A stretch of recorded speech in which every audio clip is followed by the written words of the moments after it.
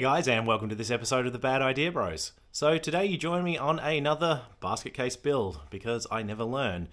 Now what's behind me is a multitude of parts that when reassembled should theoretically be a Honda Today. W50cc, pretty straightforward motor, nothing too crazy with this one. Now you guys have seen me build a whole bunch of different things before. This one is definitely one of the more questionable, as nothing is together, as you can see from what's in front of you right now. Now the frame's there, the frame's mostly complete. Looks like it's all still back together, but I will check everything is tight. Got a huge box of parts here, which theoretically should be everything I need. All the plastics are pretty tired, but they're there. Fuel tank, wiring harness, everything's, it's in one piece, so I'm hopeful. But guys, this one could be interesting. I suppose the best place to start is by trying to get the power plant into the frame, and we'll work up from there. So a lot of work to do. Let's get into this one. Alright guys, let's start by seeing what's in this box. So obviously got the fuel tank, which still sounds like there's a bit of fuel in there. No lines, hoses, breather hoses gone. Handlebars complete. A little bit rusty, not too bad. Tail light indicator assembly, which, excellent, hasn't been cut, so that's good. Hopefully that should just plug straight into the harness. It's still connected to the motor. Headlight bucket, speedo, with 4,818.9 kilometers. That's probably been around once before. I doubt this is a 4,000k bike. Rear parcel tray, some more headlight pieces. That's surround rings looking pretty broken. That's not too bad. What do we got? Oh, cool. License plate. 88ZKL. Let's see if that's still in the system. That's a rear, no, front brake, because it's got the speedometer on it. Shoes and everything is still in there. That's what we need. So, get that out. That's the mount. So this part joins the frame to the motor. It's going to need a bit of lube. But basically this will bolt into the frame, and then this part should be the motor. I'm pretty sure that's the way it'll go. So that's important. That's going to go over that side. That'll probably be one of the first parts we need. This doesn't appear to be part of this bike. That's definitely not a part of this bike. That's a front brake reservoir lever and stuff for some reason. That can go over there. Seat release. Hopefully that'll work. Indicators. And basically just a whole bunch of sundry wires and such. Loose bolts everywhere, loose nuts. That's going to be fun to dig through. Alright, so because we've got the mount and the frame is definitely very bare, that mount will go in on these holes. So we can get that on and try and get this whole power plant, motor, drivetrain assembly into the frame. That's definitely going to be the first part to start on. This one's going to be a big job, guys. Hopefully it's just like a big Meccano set that we put together, but cue the time lapse, I suppose. Let's start building this thing.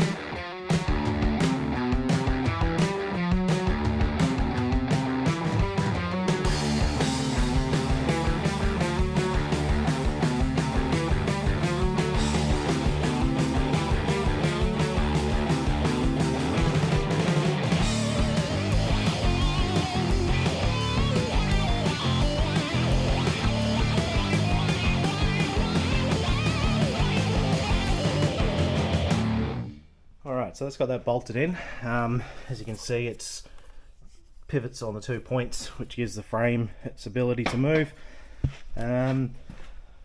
Looks like it's got to come back quite a way, because that suspension mount has to be that guy there.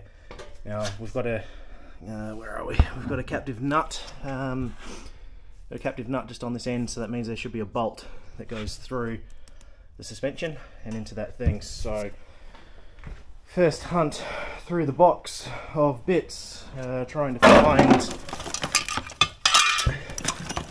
the right size bolt, because there is crap in here everywhere. That's an axle. That's not what we need.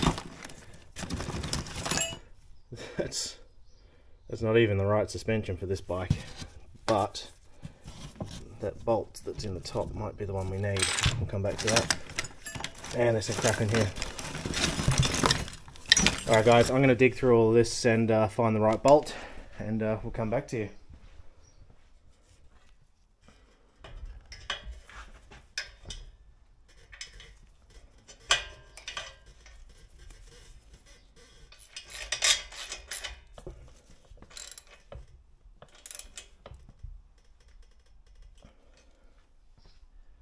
Okay, so suspension mount is now on, and this thing's sitting on its center frame and rear wheel. I do notice the rear wheel is absolutely ruined, dented to buggery. You can see at the top here it's split the bead, so not ideal. Does explain why there are 2 other wheels. Thankfully one is a rear, the other one's a front, so should be good to go.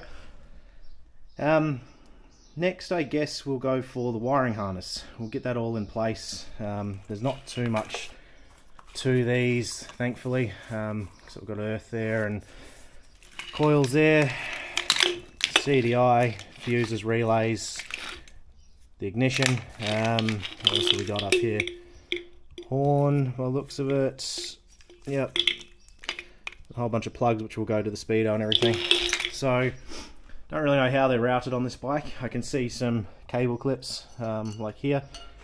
I guess we'll just start feeding it and figure out where everything goes. It should hopefully want to naturally go in where it lives, but that'll be the next little goal, guys, so we'll get into that now and move on from there.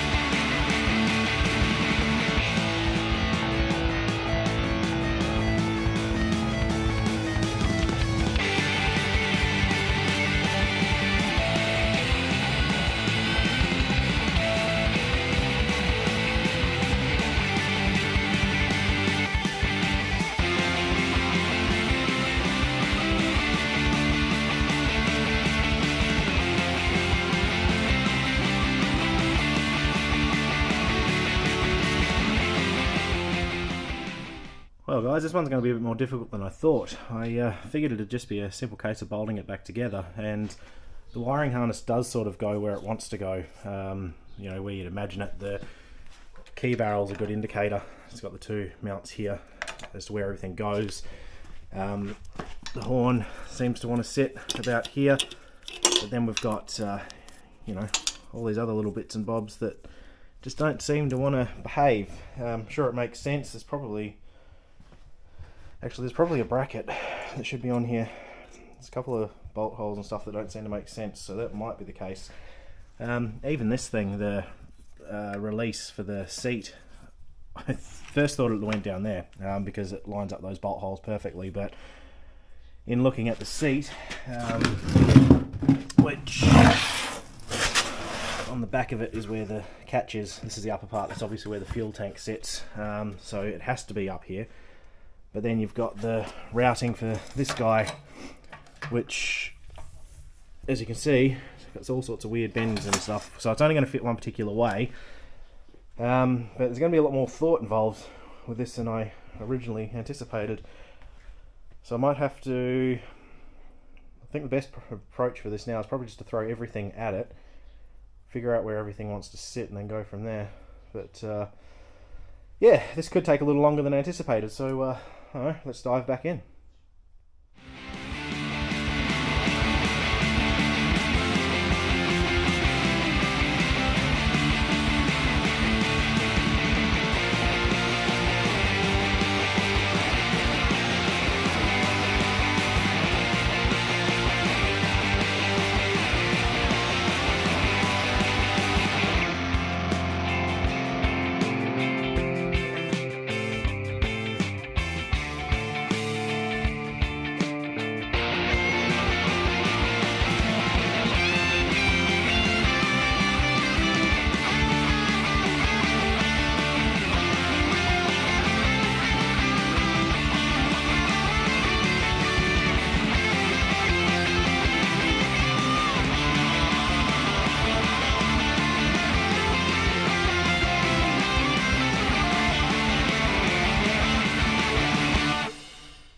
Alright guys, now any of you that have been following me for a while will know that wiring's not my strong point, and this is no different case, but I think I've been a bit stitched up with this. So there are two of the left hand controls, one which I've got fitted to the bar and one that's here loose, still has a brake lever and the line on it.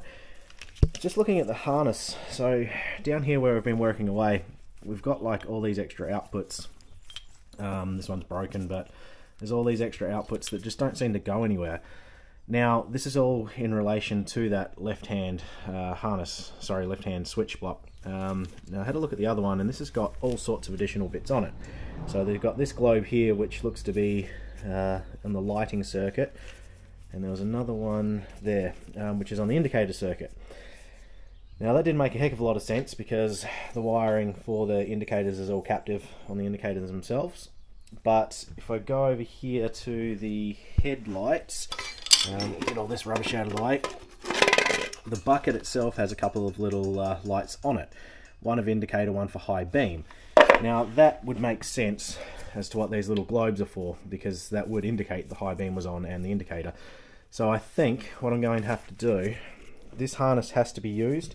Kind of does make sense actually looking at it now, because it's got a red plug, and although this plugged in nicely, this one has a white plug but a red male end, so there must be two different variants of these things.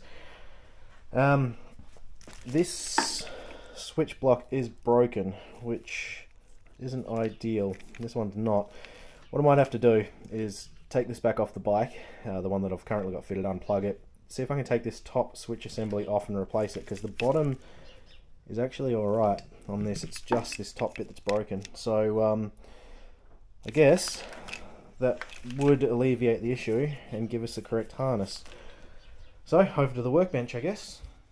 Alright, so we've got these both off the bike now.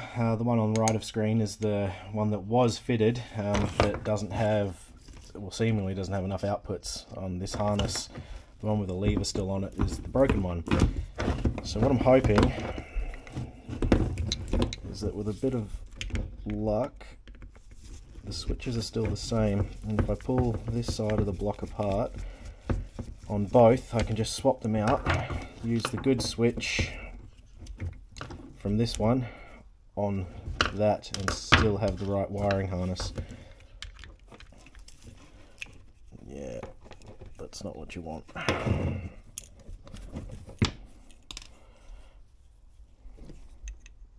Interesting, they are two different part numbers in there, so that could well be what the go is. But yeah, you can see this one's all cracked and split up and broken, and this one's in one piece. So here's hoping that I can get this guy back in and working.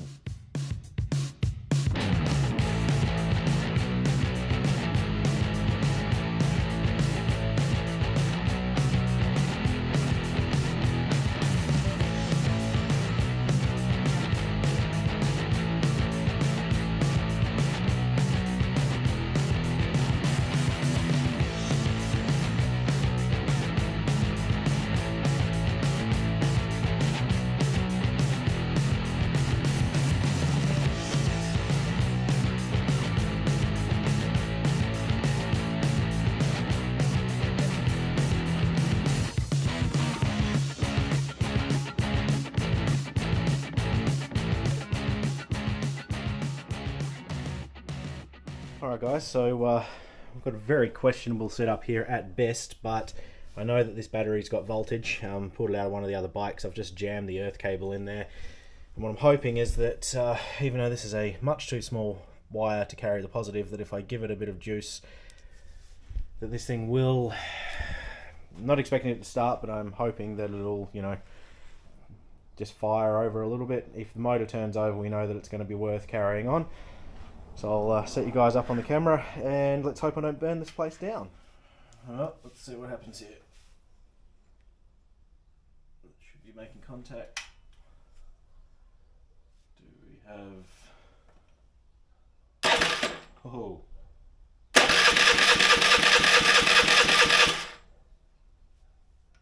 Well, that is awesome. The motor turns over. Definitely worth carrying on with. Yeah, that's really cool.